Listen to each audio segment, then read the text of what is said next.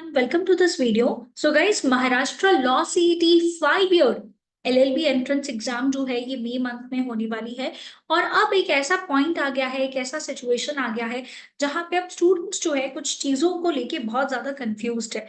तो मुझे बहुत सारे स्टूडेंट्स जो है रिक्वेस्ट कर रहे थे कि मैम लीगल रीजनिंग जो एक बहुत इंपॉर्टेंट सब्जेक्ट बन जाता है, 40 मार्क्स का वेटेज जो है ये पर्टिकुलर सब्जेक्ट हमारा कैरी करने वाला है एग्जाम में। तो ये लास्ट 1 मंथ जो हमारे पास बाकी है, इसमें कौन से इंपॉर्टेंट टॉपिक्स जो है हमें कवर करने हैं और कौन से टॉपिक्स ऐसे हैं जो फ्रीक्वेंटली आस्क्ड होते हैं। काफी बार कुछ ऐसे टॉपिक्स या कुछ ऐसा हम बोल सकते हैं कंसेप्ट होता है जो बार बार एग्जाम में पूछा जाता है, जिसे हम लोग क्या बोलते हैं, फ्रीक्वेंटली आस्क्ड क्वेश्चंस बोलते हैं।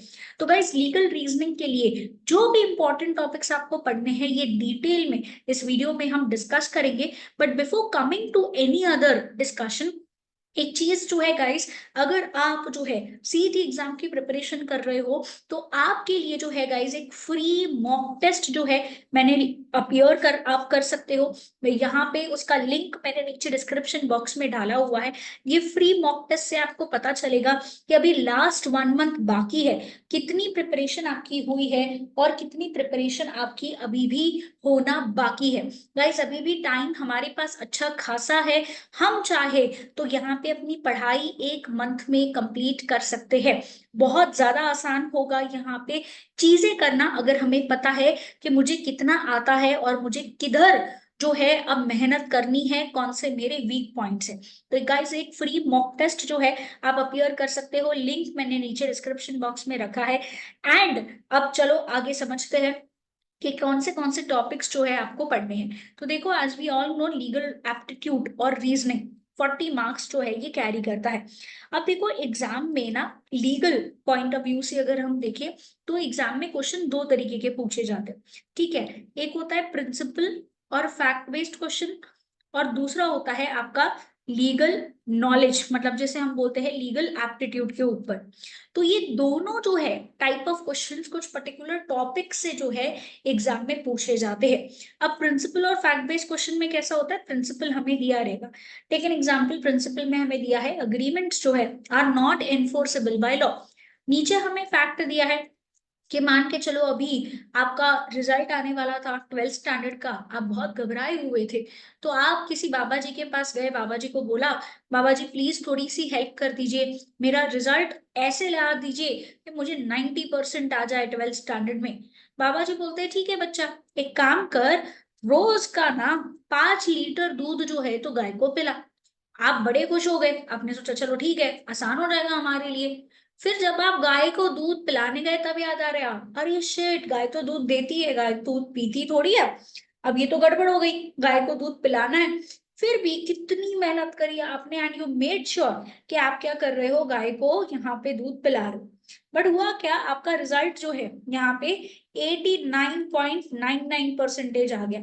अब यहाँ पे 90% है क्या, नहीं, मान के चलो आपको आपके पेरेंट्स ने बोला था यार 90+ या 90% आया तो आपको आईफोन 15 प्रो जो मैक्स फोन है ये मिल जाएगा।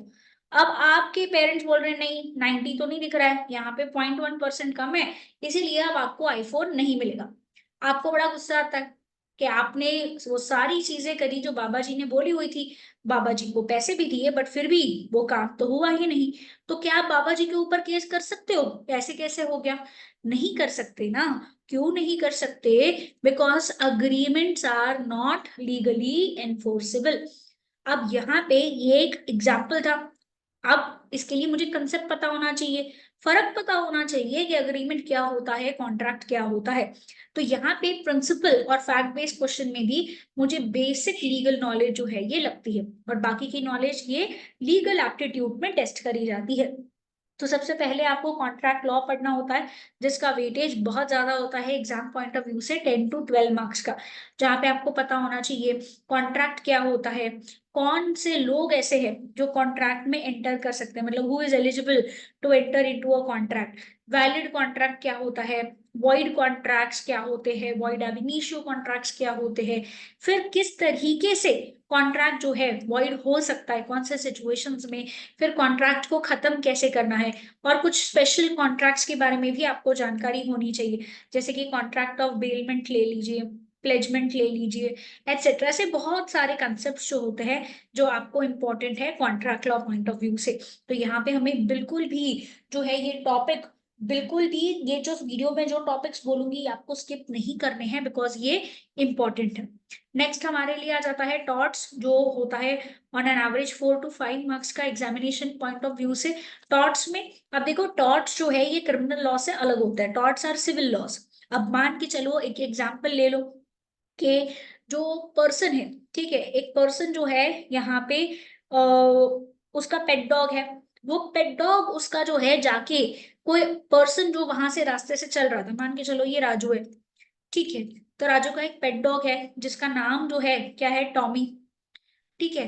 तो राजू टॉमी को लेके वॉक पे निकला था। One fine day what happened was कि टॉमी ने जो है यहाँ पे जो है तोतला सांप को देखा, जो हेरा फेरी मूवी में है तोतला साहब, उसे देखा।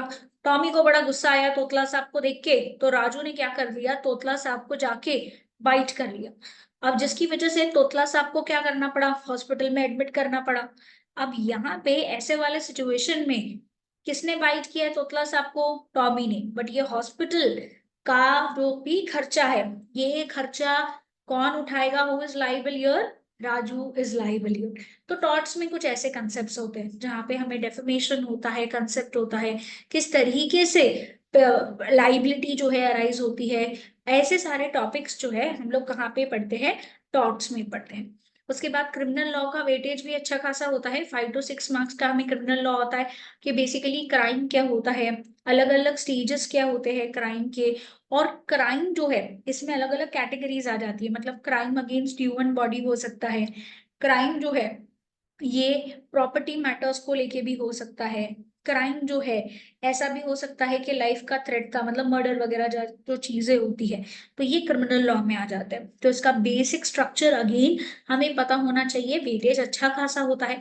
और फिर उसके बाद एक और important topic that is constitutional law. अब ये तो जैसे कि हम लॉ स्टूडेंट्स हैं, लॉ एस्पिरेंट्स हैं, तो ये टॉपिक तो हमारा कोर सब्जेक्ट बन जाता है, जहाँ पे हमें 3 पिलर्स ऑफ जो डेमोक्रेसी है, दैट इज एक जो कानून बनाता है, दैट इज लेजिस्लेचर, एक जो कानून को एग्जीक्यूट करेगा, एग्जीक्यूटिव, और तीसरा जो कानून को क्या करेगा, प्रोटेक्ट करेगा। ये 3 पिलर्स ऑफ डेमोक्रेसी, सबकी डिटेल्स हमें पता होनी चाहिए कि कौन यहाँ पे काम करता है, कौन से ऑर्गन में किसको कैसे अपॉइंट किया जाता है।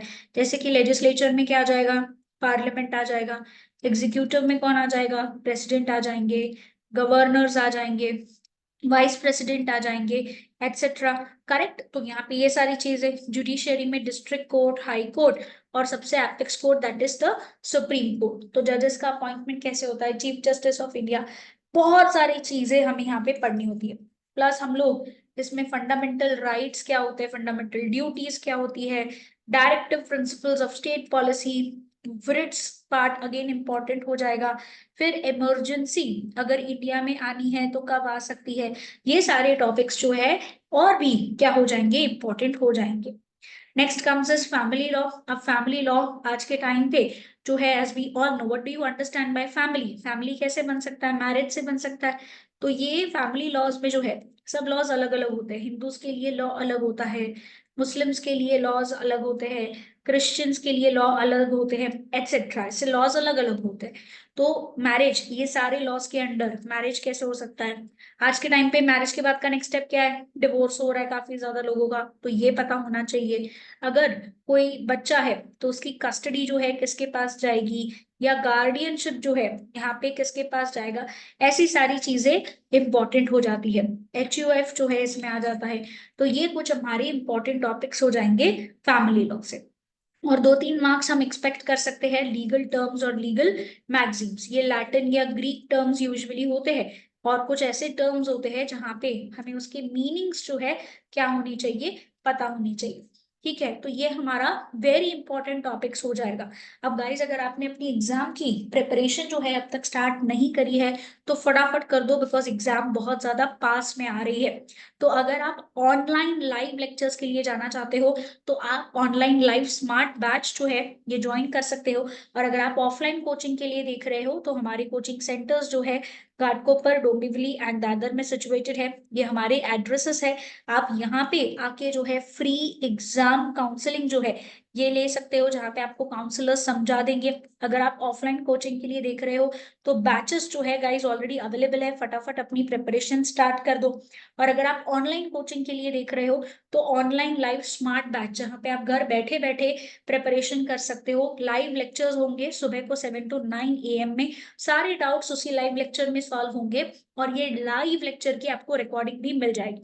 इसके अलावा आपको सब्जेक्ट वाइज 5 ई बुक्स मिलेंगी। प्रैक्टिस करने के लिए 350+ topic wise test, weekly current affair test, 10 mock test, full length mock test आपको मिलेगी, जहां पे सारे टेस्ट का रिजल्ट आपको तुरंत मिल जाएगा विथ द डिटेल्ड आंसर्स।